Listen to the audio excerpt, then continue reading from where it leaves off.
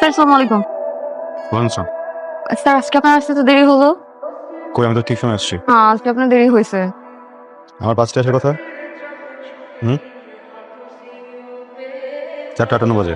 আপনি শুধু আপনার রাস্তাতেই দেখলেন, কিছু মানুষের অপেক্ষা দেখলেন না। বুঝলাম না। কিছু না, চলেন ভেতরে।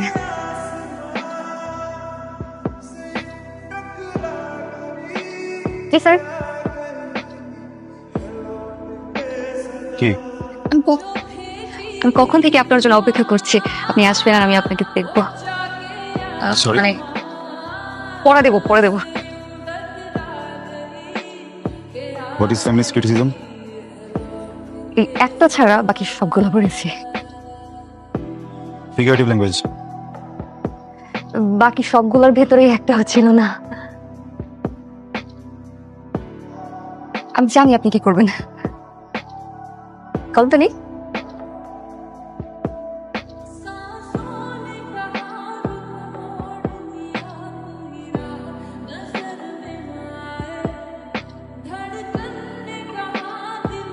তোমাকে কি দিলাম? বাড়ি ব্যথা পাইছো? না। কারণ তোমাকে ব্যথা দিইনি। কি দিছি? কি? লজ্জা।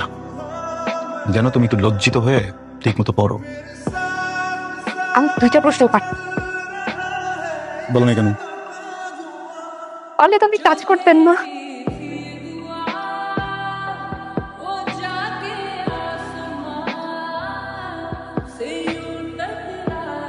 আমার তো ঘোড়া কাছে বলতে ভালো লাগতেছে না। এই বইয়ের ভিতরে একটা চিঠি আছে, ওই চিঠিটা আপনি পড়বেন। আর চিঠিটা পড়বেন, পড়ার পর আমাকে জানাবেন। আর যদি আপনি অ্যাভয়েড করেন তাহলে আমি একটা উল্টাপাল্টা কিছু করে ফেলবো। এই তোর হাতে কি? এই যে শোনা, কিছু না মানে কিছু না মানে মুখের উপরে এরকম চাপতে আসিস কেন? হ্যাঁ যেটা মামা মামা মামা আমি বলছি যে না না মানে মানে মানে মানে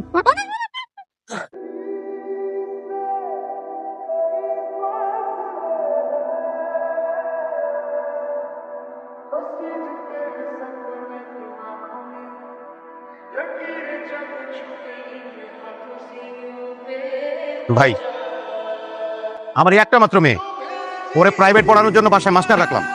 আমি তো বাড়ি থাকি না, আমার মেয়ে থাকে আর আমার বউ থাকে। এই সুযোগে মাস্টার আমার মেয়েরে প্রপোজ করছে, এটা তো ভাই ক্ষমা করা যাবে না ভাই। মন্ডা চয় তোরে। রফিক সাহেব বসেন বসেন প্লিজ বসেন বসেন বসেন। আমরা এখানে বসছি সমাধানের জন্য, অতএব উত্তেজিত হওয়ার দরকার নাই। ভাই আপনারা সম্মানিত মানুষ, আমার তো মান সম্মান সব গেল, এর একটা সমাধান দিয়ে যান আপনারা। সমাধানের জন্য তো আমরা এখানে বসছি, তাই না? কিন্তু চিঠিটায় যা ছেলেটা লিখছে ভালো কিছু লেখে নাই, তবে একটা কথা চিঠিতে লেখা, আপনার মেয়েও কিন্তু ওকে একটা চিঠি দিছে, সেই জন্য আপনার মেয়েও কিন্তু দোষী। এখন আপনি চিন্তা করে দেখেন কি করবেন। ভাই মান সম্মান তো আর ফিরে আনা যাবে না, একটা মাত্র মেয়ে বউ, এরা থাকে একা, সমাজ সংসার তো আছে ভাই, একটা বিহিত আপনারা করে যান। রফিক সাহেব, আমি আপনাকে একটা কথা বলি, এটা আপনার ভালো হবে, আপনার সম্মানটুকু বাঁচবে। আপনি এক কাজ করেন, আপনার মেয়েকে ওর সাথে বিয়ে দিয়ে দেন। চাচা, বেদবি না হলে একটা কথা বলি। আমি মানি আমি একটা চিঠি দিছি, কিন্তু চিঠিটা তো একটা পুরো পৃষ্ঠা ছিল, অর্ধেকটা আপনাদের হাতে আর অর্ধেকটাতে আমার।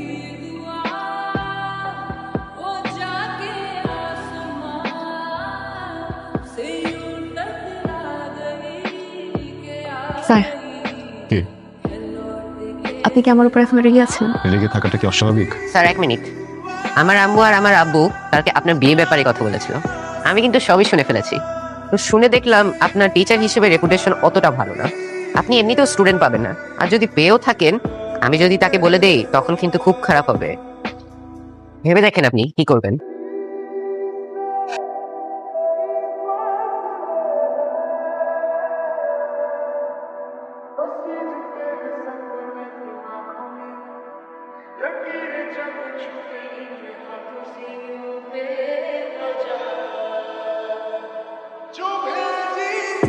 তবু স্যারকে সালাম দিবে, স্যারকে সালাম দাও। আসসালামু আলাইকুম স্যার। ওয়ালাইকুম আসসালাম। তপু, আজ পর্যন্ত যেসব অন্যায় করেছো স্যারের সাথে তা মাফ চাইবে, মাফ চাও।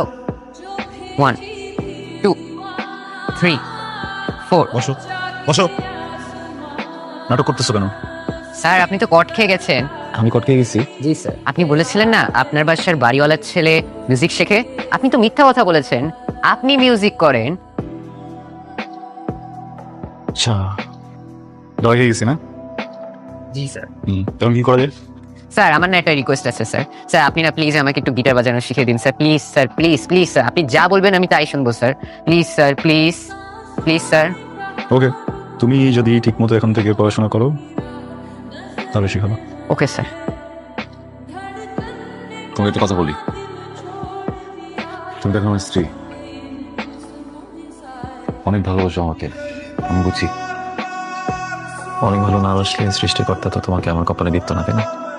কিন্তু আমি একটা স্টুপিড খারাপ মানুষ, এই জন্য তোমাকে অ্যাভয়েড করছি এতদিন, এখনো করি, আর কখনো করবো না। একটা কথা কখনো বলিনি, বলবো? মাঝে মধ্যে বলো না মার বাড়িতে যাবা, 2-3 দিন থেকে আসবা, আত্মীয় স্বজন আসছে বা কারো বিয়ে, আমি তো যেতে দিই না। কি বলি, বাসায় কি থাকবে, খালি বাসা রেখে যাওয়া যাবে না। এমনি বলি, আমি তো একা মানুষ, সারা জীবন একাই থাকছি, এই বাড়িটা তো সবসময় খালিই ছিল। আসলে রাতে ঘুমানোর সময় তোমার গন্ধ নাকে না আসলে না, এখন আর ঘুম হয় না। যদি কোথাও যেতে হয় আমাকে ব্যাগে করে নিয়ে যেও। শোনেন, এরপর থেকে যখন রেজাল্ট দেবে আমাকে আগেই বলবে, আমি সাজগোজ করে থাকবো। কেন? এত সুন্দর কথা তো অন্যান্য দিন বলেন।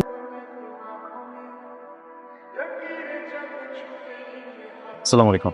ওয়ালাইকুম আসসালাম। আমার ওয়াইফ ইমি ও তপুর রেজাল্ট দিল, তো ওর জন্য একটা গিফট আনলাম, ভাবলাম ওয়াইফকেও নিয়ে আসি, এখন সেটা করাই। তপুর রেজাল্ট শুনে গিফট নিয়ে আসছেন গিটার না?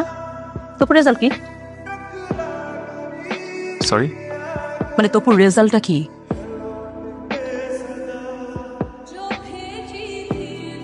A-। হ্যাঁ আমি শুনি নাই। A-। A- রেজাল্টের জন্য আপনি একটা গিটার গিফট নিয়ে আসছেন আমার বাসায়। তামসা করতে আসছেন আপনি? তামসা করতে আসছেন এই বাসায়? আপনাকে প্রথম দিন আমি বলি নাই যে আমি কিচ্ছু চাই না, কোনো কিছু চাই না, আমি শুধু একটা A+ চাই, বলি নাই আপনাকে? আপনি কোন মুখে একটা A- রেজাল্ট শুনে গিটার নিয়ে আসছেন এই বাসায়? আপনার আমি প্রতি মাসে গুনে গুনে 30,000 টাকা দিছি। টাকাটা তো হালাল ভাবে কামাই করতে হয়, তাই না? হালাল ভাবে কামাই করতেন?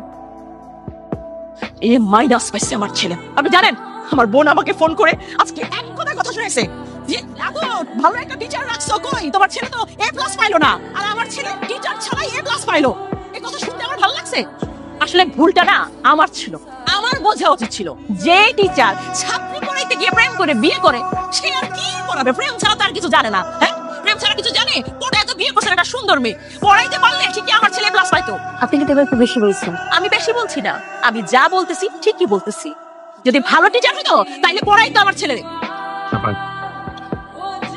সরি, আমি আপনার ব্যাপারটা বুঝতে পারতেছি। ওয়াইফকে নিয়ে তেমন একটা বের হওয়া হয় না, আজকে আসছি তো। আরেকদিন আসি, আপনার যা ইচ্ছা আপনি বলেন। ওর সামনে প্লিজ।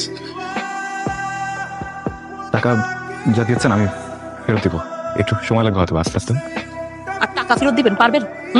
30,000 টাকা প্রতি মাসে কত হয় জানেন? হ্যাঁ, একসাথে কতগুলো টাকা হয় জানেন টাকা ফেরত দিতে? আবার বউ নিয়ে ড্যাং ড্যাং করে আসছে গিটার নিয়ে।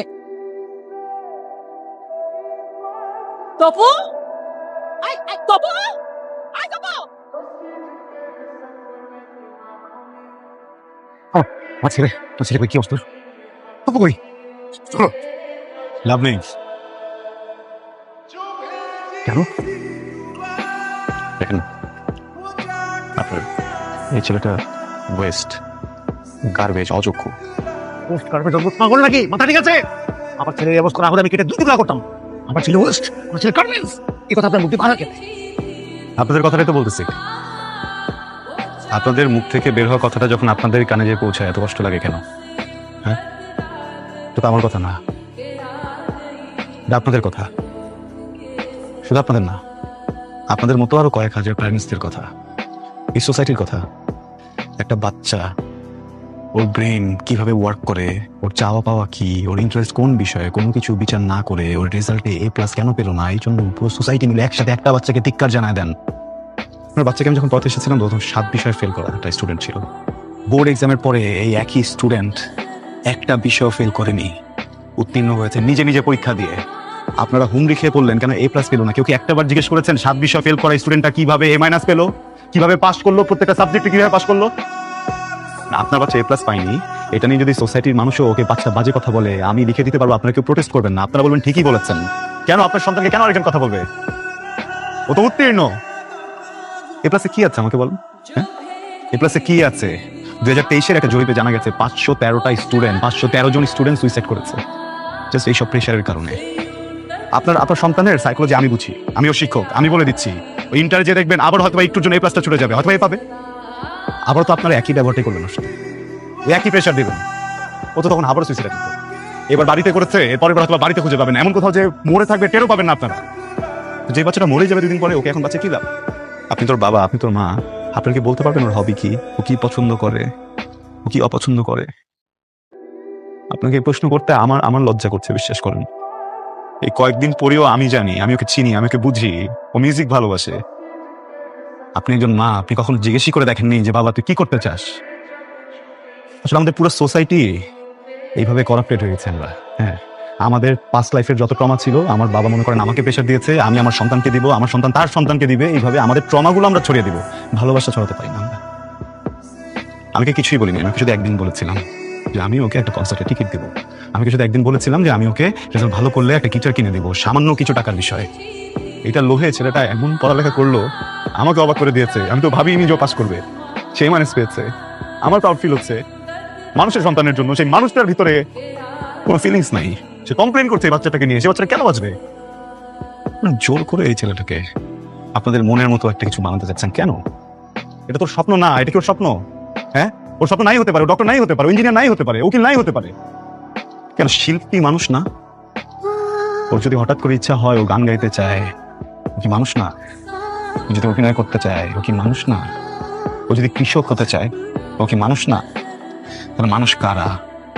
আপনাদের কাছে কারা মানুষ বলবেন?